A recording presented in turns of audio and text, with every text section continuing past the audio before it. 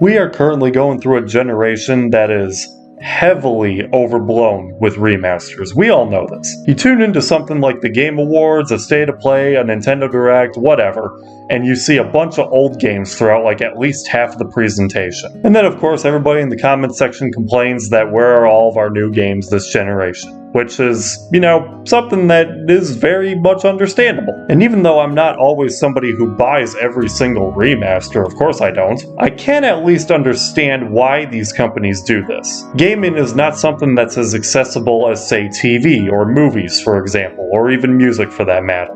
You can YouTube pretty much any song you want. With gaming, on the other hand, every platform that you play on has essentially its own gaming ecosystem.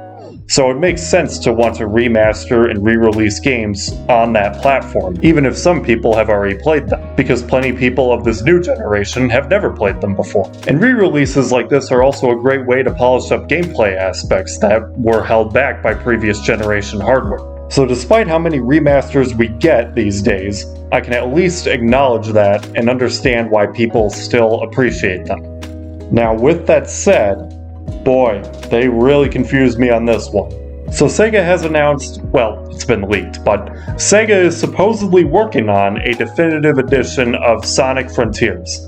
And I just want to explain why on earth this just seems so unnecessary. So I own the original Sonic Frontiers on the PS5. Sonic Frontiers, when it came out, it was holiday of 2022. So this game is only a little over 3 years old. And at that time you had the PS5, you had the Xbox Series consoles, and you had the original Nintendo Switch.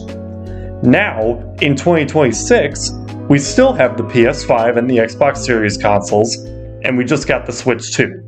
So, essentially, with the consoles that we have today, 2 of them are the exact same consoles, and the other one is backwards compatible with its predecessor, meaning that it also already has this game.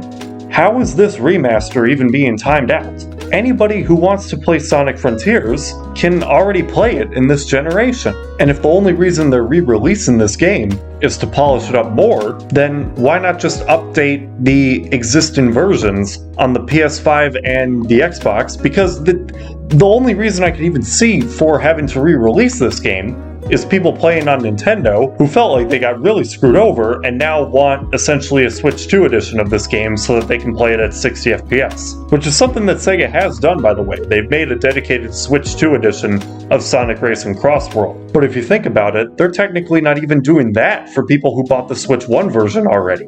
And they're also not updating the PS5 or the Xbox versions for free to fix whatever issues they want with this game, the controls, the pop-in, just all these different problems that the game has. So essentially, for no apparent reason, you have to shell out full price again for this game that you pretty much already just bought. This is technically still a new game, just for it to now get an update. That's really what it is, an update. Like, if they don't add any new content to this, or if it's not substantial enough, then it's going to just end up feeling like a patch that they could have done through a free update.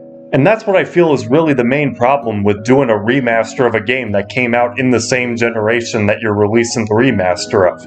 Is it's like, it almost doesn't even matter what they do to the game. Again, bug fixes, new content, maybe even a full new DLC-like story like Final Horizon was. No matter what they do, it's going to be like, well, we already have this game, why didn't you just add it to the game itself? Because now the problem is you have to pay full price instead of just a DLC price, and now you awkwardly have 2 versions of the exact same game, quote-unquote versions, on the same console. That's different than just re-releasing the game on a different platform in the next generation just to make it more accessible. Now I know some people are just going to say, alright bro, why are you even complaining about this? If you've now hit a limit and don't like the scummy practice of having to pay for a game to get patched like it should be, then just vote with your wallet, shut up, and move on. And I can understand somebody saying that, because that sounds like something the internet would tell me. But honestly, it goes beyond just simply this game. This to me seems very anticlimactic because there were all these rumors and speculations that there was going to be a Sonic Frontiers 2 and that they would save all the polish for that game. And it seems like instead, they're using it on this game. How do I know? Well, I don't for sure. But it sounds like this seems to be the big thing that they've been working on this whole time after Shadow Generations, as opposed to a sequel to this game or some other form of brand new Sonic game. Which, I mean, that might still happen, but if it does, it doesn't seem like it's going to have that polish that we come to want now. And that's sad. That's really, really sad. I think the whole Sonic Renaissance thing that we've had throughout the past few years, with all these different games and even the movies, is pretty much over. Between Sonic Racing Crossworlds and this, I don't know, man. I'm just not really feeling too confident as a Sonic fan. I mean, it's nice that they're fixing it, I guess, but it's really disappointing the way that they seem to be going about it. It just doesn't really make any sense either. But yeah, anyway, I just wanted to ramble about this for a little bit because why the hell not? So why don't you go down to those comment sections and tell me what you think about Sonic Frontiers Definitive Edition? Do you think this was actually a good move? Are you going to be picking this up?